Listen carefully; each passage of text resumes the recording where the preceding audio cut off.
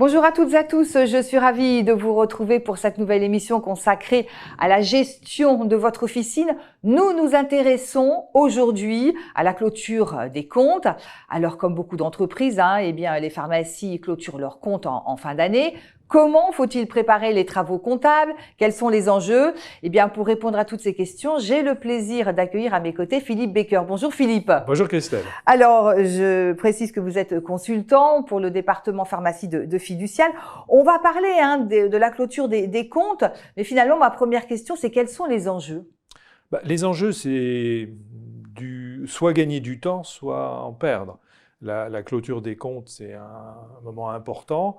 Et effectivement, si le pharmacien n'arrive pas à collaborer correctement avec son cabinet comptable, ça va être des énervements, des pertes de temps, sachant que la clôture des comptes peut avoir lieu en fin d'année, pour un certain nombre de pharmacies, mais c'est souvent des clôtures décalées. Donc, ce que je vais vous dire est valable pour toutes les clôtures de comptes. Oui, sûr. Et puis d'autant plus que ces déclarations fiscales, elles sont nécessaires pour la suite. Donc, il faut que tout soit clair.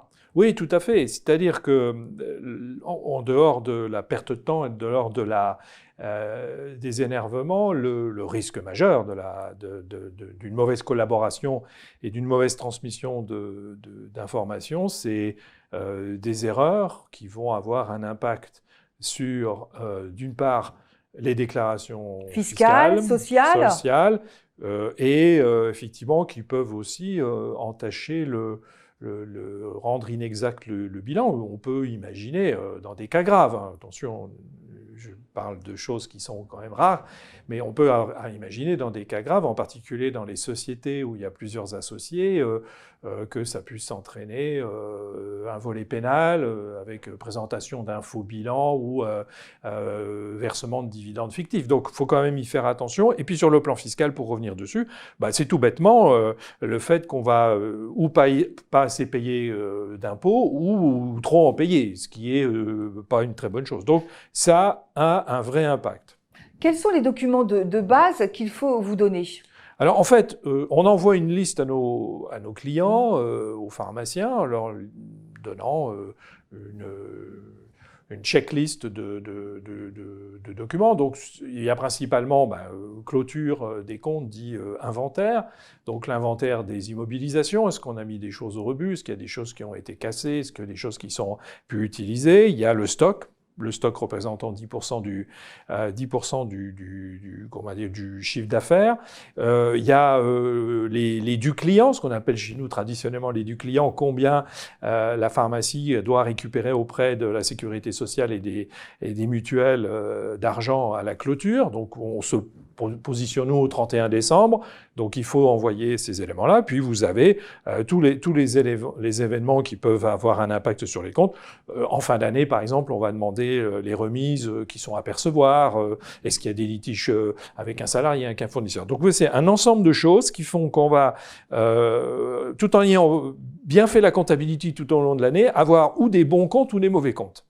Dites-moi, juste, vous parliez des stocks. Est-ce que c'est un point précis sur lequel il faut être particulièrement vigilant? Quelles recommandations vous feriez? Oui, comme je l'ai dit à l'instant, le stock représente à peu près 10% du chiffre d'affaires. C'est un des éléments d'actifs majeurs de la pharmacie. Et donc, je conseille, c'est une prescription du code de commerce déjà, c'est que le pharmacien, l'entreprise, doit clôturer ses comptes en ayant fait un inventaire. Cet inventaire, je préconise, comme beaucoup de mes confrères, qu'il soit fait par un inventoriste indépendant qui va venir dans la pharmacie, même, parce que souvent on nous dit « oui, mais moi j'ai une gestion de stock automatique avec mon logiciel de gestion fiscale ». Ça n'empêche qu'on s'est rendu compte que la gestion automatique de stock nécessite de faire un inventaire, et ceux qui vendent des logiciels de stock vous le diront, il faut faire un inventaire régulier, parce qu'il peut y avoir des erreurs, etc. Et puis surtout parce que si jamais, malheureusement, ça arrive très rarement, mais c'est quelque chose qu'il faut envisager, il y a des indélicatesses ou du coulage, comme on dit dans la pharmacie, il n'y a qu'avec un inventoriste extérieur qu'on va pouvoir le détecter. Donc c'est quand même très très important de faire un inventaire sérieusement.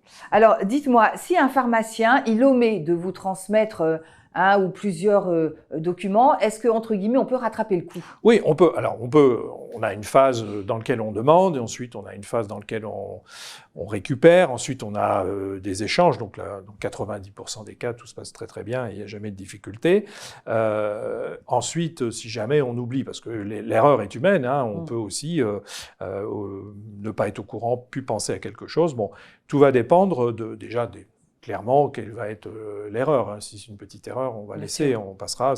Il y a un compte dans les comptes comptables français, il y a les charges ou les profits sur exercice antérieur. C'est fait pour ça. Par contre, si l'omission est très importante, bon, disons, voilà, on a enregistré une écriture qui n'a pas lieu d'être, si on s'en aperçoit avant d'avoir envoyé l'alias fiscal à l'administration, on va le faire tout de suite. Sinon, il faudra faire une déclaration rectificative. Ce qui est toujours embêtant, parce qu'effectivement, une déclaration rectificative, c'est un petit focus qui est positionné sur la pharmacie. Est-ce que ça peut alerter le fisc? Oui, ça dépend. Ça va dépendre de l'importance, bien sûr, mais effectivement, c'est quelque chose qu'on essaye d'éviter, d'où l'intérêt de bien préparer en amont. Comment est-ce que vous travaillez avec les pharmaciens? Comment est-ce que vous pouvez... vous avez appris à améliorer finalement les relations avec les pharmaciens? Oui, parce que vous avez raison, c'est un point... C'est une chose qui doit se mettre en place. C'est un point essentiel, et c'est vrai que ça gâche un peu tout si on fait bien le travail tout au long de l'année, puis qu'on le fait mal à un moment donné. Donc on met en place aujourd'hui un relationnel digital avec nos clients, comme la plupart des grands cabinets comptables, basé sur une gestion électronique partagée des informations.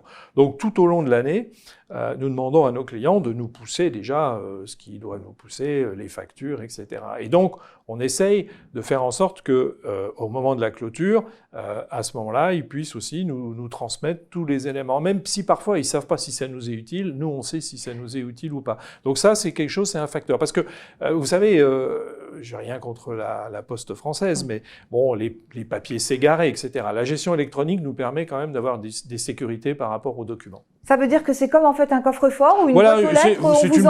C'est une boîte aux lettres numérique dans laquelle on peut échanger. Hein, et ça va, on gagne du temps déjà, parce qu'on n'a pas les temps de postage. Un papier va se perdre, va s'égarer. Là, on a, et puis c'est sécurisé, c'est confidentiel. Et alors, en conclusion, qu'est-ce que vous avez envie d'ajouter à tout ce qu'on s'est dit? Pour qu'une pharmacie clôture bien ses comptes, en fait, le secret, il n'y en a pas 50, c'est une bonne communication avec son cabinet comptable. Le cabinet comptable, et c'est prévu par les ordonnances de notre profession, a pour vocation à tenir la comptabilité, à faire les états financiers, mais à organiser les flux, à organiser la comptabilité. Donc cette organisation comptable, c'est la clé de la réussite. Et donc derrière cette organisation, il y a d'une part dire ce dont on a besoin, expliquer pourquoi on en a besoin, et ensuite mettre en place des outils de communication simples, faciles, qui nous permettent de bien vérifier que notre checklist est complète. Et quand il y a deux associés, de toute façon, vous voyez avec un des titulaires pour que il y a un interlocuteur privilégié. Comment ça se passe? C'est assez amusant. Alors, dans les pharmacies, des fois, c'est le conjoint. Hein, le conjoint qui est plutôt assigné aux tâches administratives, donc c'est avec lui qu'on a un relationnel. Donc c'est vrai que déjà, quand on a une personne qui s'occupe de nous, et qu'on sait qu'on va s'occuper d'elle par rapport à tout ce dont on a besoin, c'est un élément essentiel. Ça peut être aussi un salarié, ça arrive parfois.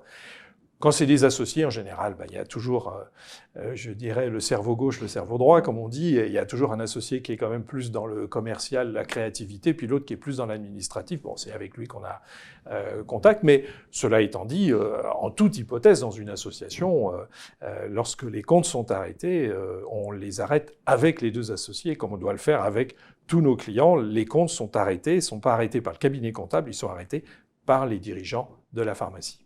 Eh bien, écoutez, ce sera le mot de la fin. Philippe, merci beaucoup. Merci d'avoir été à mes côtés. Quant à moi, je vous remercie de nous avoir suivis. On se retrouve très vite pour une nouvelle émission. Et d'ici là, portez-vous bien.